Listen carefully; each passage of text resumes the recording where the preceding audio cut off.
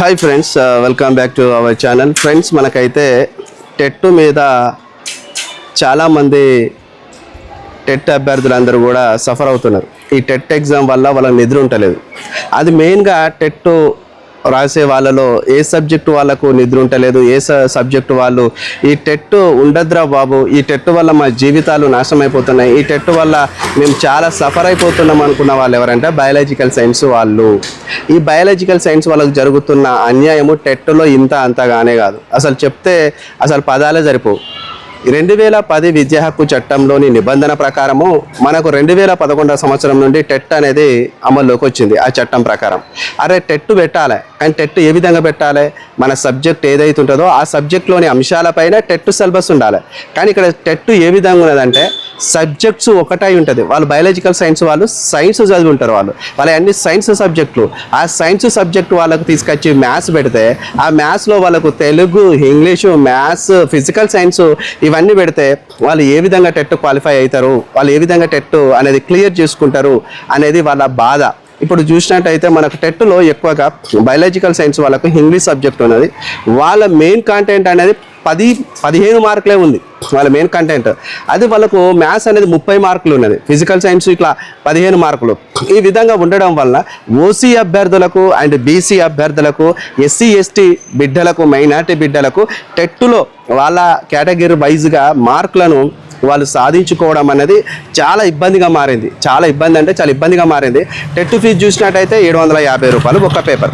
అదేవిధంగా వీళ్ళు కనీసం ఈ టెట్ వచ్చినప్పటి నుండి 2011 నుండి 2025 వరకు టెట్ ఎన్నిసార్లు జరిగిందో అప్పటి నుండి ఇప్పటి వరకు బయాలజికల్ సైన్స్ కేటగిరీలోని వాళ్ళు ఒక 45,000 మంది ఇంతవరకు కూడా క్వాలిఫై కాలేదంటే టెట్ వాళ్ళకు ఎంత ఇబ్బంది ఉన్నదో చూడండి. ఈ టెట్లో కోచింగ్ సెంటర్స్ పుట్టుకొచ్చినాయి. ఆ కోచింగ్ సెంటర్స్ అన్ని కూడా సోషల్ స్టడీస్ వాళ్ళకు టెట్ కోచింగ్ సెంటర్ అవసరం లేదు, మ్యాథ్స్ అభ్యర్థులకు టెట్ కోచింగ్ అవసరం లేదు. కానీ బయాలజికల్ సైన్స్ వాళ్ళకు టెట్ కోచింగ్ చాలా అవసరం. ఎందుకంటే వాళ్ళు చాలామంది మ్యాథ్స్కు భయపడి, అంటే మనము 10th పాస్ అయిన తర్వాత ఎంపీసీ తీసుకుంటే అలా మ్యాథ్స్ ఉంటుంది అని చెప్పేసి భయపడి బయాలజికల్ సైన్స్ బైపీసీ తీసుకొని బయాలజీ సంబంధించిన సబ్జెక్టులు చదివిన వాళ్ళు చాలామంది ఉంటారు. ఎందుకంటే అక్కడ మ్యాథ్స్ ఉంటుంది, మ్యాథ్స్తో మేము గెలవలేం, మ్యాథ్స్తో మేము పోరాటం చేయలేం, మ్యాథ్స్ మాకు హార్డ్ అనిపిస్తుంది అని చాలామంది ఇటు మరి బైపీసీకి వచ్చి చదివిన వాళ్ళందరికీ మళ్ళీ టెట్కి వచ్చేసరికి అదే మ్యాథ్స్ గండం వాళ్ళ ముందడికి వస్తుంది. అంటే అప్పుడు వాళ్ళు బైపీసీ తీసుకొని చదివిన వాళ్ళు, మ్యాథ్స్కి భయపడి చదివిన వాళ్ళందరికీ మళ్ళీ టెట్కి వచ్చేసరికి మళ్ళీ అదే మ్యాథ్స్ వాళ్ళ గుదిబండలా కనిపిస్తుంది,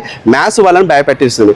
అయితే ఇక్కడ నేను ఏం మాట్లాడుతున్నానంటే మెయిన్గా ఈ టెట్లో బయాలజికల్ సైన్స్ వాళ్ళ యొక్క సిలబస్ మార్చాలా. వాళ్ళ సిలబస్ మార్చి వాళ్ళకి ఏదైతే వాళ్ళ బయాలజికల్ సైన్స్లో వాళ్ళకు అంశాలు ఉన్నాయో దానిపైన 60% వాళ్ళకు ఆ కాంటెంట్ మెథడ్ ఉంది కదా, దాని మీద వాళ్ళ కాంటెంట్ పెట్టాలి. 60 మార్కులు బయాలజికల్ సైన్స్ వాళ్ళ ఖచ్చితంగా పెట్టాలి. మ్యాథ్స్ ఎగరగొట్టండి, అదేవిధంగా ఫిజికల్ సైన్స్ ఎగరగొట్టండి. మిగతా సబ్జెక్ట్స్ తెలుగు, ఇంగ్లీషు ఉన్నాయి కదా, సోషియాలజీ ఉన్నది కదా, అదేవిధంగా ఈ యొక్క బయాలజికల్ సైన్స్ పైన వాళ్ళకు మొత్తం 150 మార్కులకు ఒక ప్రైమ్ తయారు చేసి పెట్టాను. ఎందుకంటే పాపం వాళ్ళ పరిస్థితి ఎట్లున్నదంటే మింగలేక కక్కలేక చదువుతున్నారు. చాలామంది మన డిఎస్సిలో వాళ్ళు టెట్ క్వాలిఫై కాకనే డిఎస్సికి దూరం అయిపోయారు. డిఎస్సికి వచ్చేసరికి బయాలజికల్ సైన్స్ సబ్జెక్టులో ఎక్కువ పోస్టులు ఉండవు చాలామందికి.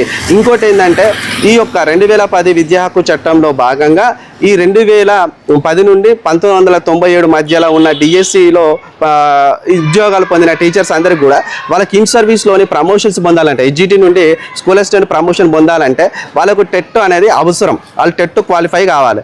అయితే ఈ టెట్ క్వాలిఫై కాలేరు వాళ్ళు. ఎందుకంటే వాళ్ళు ఎప్పుడో 10 సంవత్సరాలు 15 సంవత్సరాల క్రితము మరి ఎస్జిటీలుగా స్కూల్ అసిస్టెంట్గా ఉద్యోగాలు పొంది ఉన్నారు. కాబట్టి ఇప్పుడు వాళ్ళు బుక్ పట్టుకొని వాళ్ళు ఖచ్చితంగా ఈ టెట్ క్వాలిఫై కావాలి, టెట్ చదవాలంటే వాళ్ళ వల్ల కాని పని.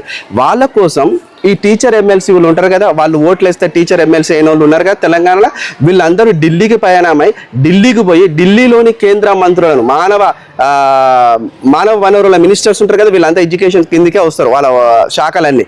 వాళ్ళని కలిసి ఎన్సీఆర్టీలోని 2010 విద్యా హక్కు చట్టంలో ఇన్ సర్వీస్ టీచర్లకు కూడా టెట్ అవసరము ప్రమోషన్స్లా అనే అంశాన్ని తొలగించండి, మాకు ఇన్ సర్వీస్ టీచర్లకు టెట్ పెట్టకండి అని చెప్పేసి వాళ్ళ ఓట్ల ద్వారా గెలిచిన ఎమ్మెల్సీలు పోయి అక్కడున్న కేంద్ర మంత్రులకు వాళ్ళు వీళ్ళ గురించి చెప్పడం జరుగుతుంది. అంటే వీళ్ళ గురించి వాళ్ళు అక్కడ ప్రజెంటేషన్ చేస్తున్నారు. కేంద్ర మంత్రులకు ప్రజెంటేషన్ చేస్తుంటే తెలంగాణ రాష్ట్రంలో 2 ఎమ్మెల్సీలు, గ్రాడ్యుయేట్ ఎమ్మెల్సీలు 2 ఉన్నాయి. ఒకటేమో మన నిజామాబాదు, ఆదిలాబాదు, అది కరీంనగర్ ఈ సంబంధించిన దాంట్లో ఈ నియోజకవర్గ పట్టభద్రుల నియోజకవర్గంలో ఆయన ఆదిరెడ్డి సైదిరెడ్డి గెలిచిండు.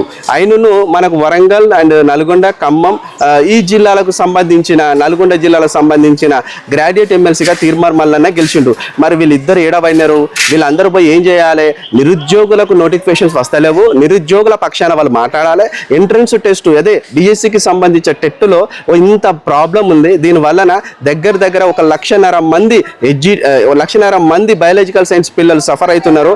కాబట్టి వీళ్ళకు ఈ సిలబస్ ప్యాటర్న్ మారవాలని చెప్పేసి ఈ నల్గొండ ఎమ్మెల్సీ తీర్మార్ మల్లన్న, ఈ కరీంనగర్ ఎమ్మెల్సీ అంజిరెడ్డి సైదిరెడ్డి వీళ్ళు పోయి మరి కేంద్ర మంత్రులకు మన తరపున వీళ్ళు ప్రజెంటేషన్ ఇవ్వాలా ఇవ్వద్దా? మరి వీళ్ళు ఏ పొక్కలమైనారు?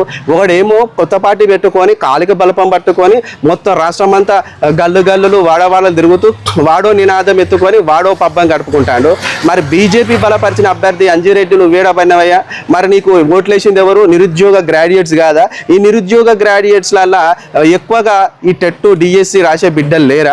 వీళ్ళ ఓట్లు ఎక్కువ ఉంటాయి. మరి వీళ్ళ ఓట్లతో నువ్వు గెలిచి ఈ రోజున వీళ్ళ సమస్యలను పరిష్కరించడానికి నీ ప్రభుత్వమే ఉన్నది, నీ బీజేపీ ప్రభుత్వమే ఉన్నది. నీ బీజేపీ ప్రభుత్వం ఉన్నప్పుడు నువ్వు ఈ టెట్టులోని కఠినమైన జటిలమైన విషయాలను నీ యొక్క కేంద్ర మంత్రులుగా ఉన్న వాళ్లకు ఒక్కసారి నువ్వు ప్రజెంటేషన్ ఇస్తే అయిపోతుంది కదా. ఆదిరెడ్డి సైదిరెడ్డి నువ్వు ఏం చేస్తున్నావు? బయాలజికల్ సైన్స్ వాళ్ళు ఎంత సఫర్ అవుతున్నారంటే పాపం వాళ్ళు ఇంతవరకు కూడా చాలా మంది టెట్టు పెట్టినప్పటికీ ఇప్పటికి ఎవరు కూడా క్వాలిఫై కాలే. మళ్ళా నేను చెప్తున్నా, టెట్టు సిలబస్ అనేది సబ్జెక్టు వారిగా ఉండాలి. మన సబ్జెక్టు నా సోషల్ మెథడ్లో నా కరెక్ట్ సిలబసే ఉన్నది. సోషల్ మెథడ్ ఎంత మంచి పర్ఫెక్ట్ సిలబస్ పెట్టారో అట్లనే మ్యాథ్స్ వాళ్ళకి అట్లనే పర్ఫెక్ట్ సిలబస్, అలాగే మన బయాలజికల్ సైన్స్ వాళ్ళకు, అలాగే ఇంగ్లీషు లాంగ్వేజ్ పండితులకు, అలాగే ప్రతి సబ్జెక్ట్లోని వాళ్ళకి అలాగా పెడితే వాళ్ళకి న్యాయం జరుగుతుంది. సంబంధం లేని సిలబస్ పెడితే ఎవ్వడు పాస్ కాడు, ఎవరికి కూడా ఉపయోగం లేని సిలబస్ చదివితే ఏ లాభం? కాబట్టి నేను మళ్ళీ చెప్తున్నా, మన ఓట్లతోని గ్రాడ్యుయేట్ ఎమ్మెల్సీలు అనేవి పార్టీలు బలపరిచిన అభ్యర్థులుగా తీర్మార్ మల్లన్న కాంగ్రెస్ గెలిచిండు. కాబట్టి తీర్మార్ మల్లన్న నువ్వు ఎమ్మటే ఏం చేయాలంటే బయాలజికల్ సైన్స్ వాళ్ళ బిడ్డల గురించి నువ్వు ఒకసారి ఆలోచించి, నువ్వు ఆ సైదిరెడ్డి బీజేపీ తరపున గెలిచిండు కాబట్టి ఆయనే మీరిద్దరు కలిసి కేంద్ర మంత్రులకు ఒక విధంగా మా గురించి మీరు ప్రజెంటేషన్ ఇవ్వండి. ఇస్తే ఇక్కడ చాలామంది బిడ్డలకు న్యాయం జరుగుతుంది.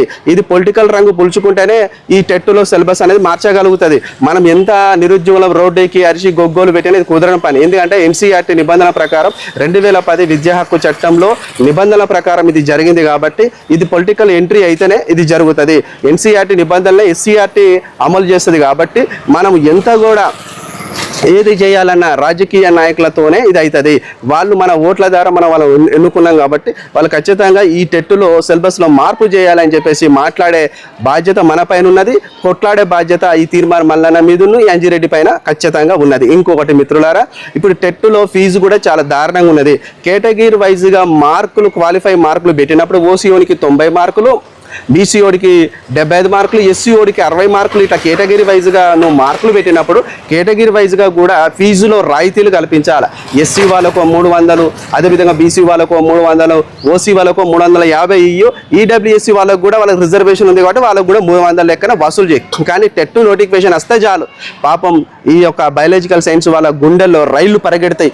ఈసారైనా మీకు క్వాలిఫై అవుతామా గామా, ఈసారైనా మీకు క్వాలిఫై అవుతామా గామా, ఏంది ఈసారి క్వాలిఫై కాకపోతే మళ్ళీ 2026 డిఎస్ అంటాడు, 4500తో డిఎస్ వస్తుందట.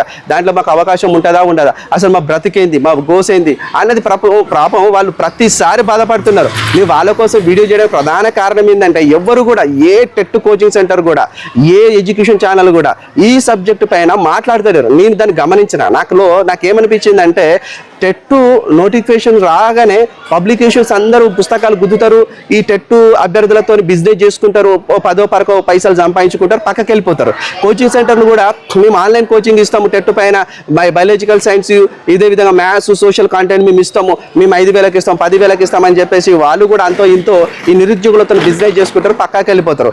మీకున్న యూట్యూబ్ ఛానళ్ళల్లో రోజుకో గంట సేపు లైవ్ పెట్టండి, ఈ బయాలజికల్ సైన్స్ వాళ్ళ టెట్ సిలబస్ మార్చాలని లైవ్ పెట్టండి.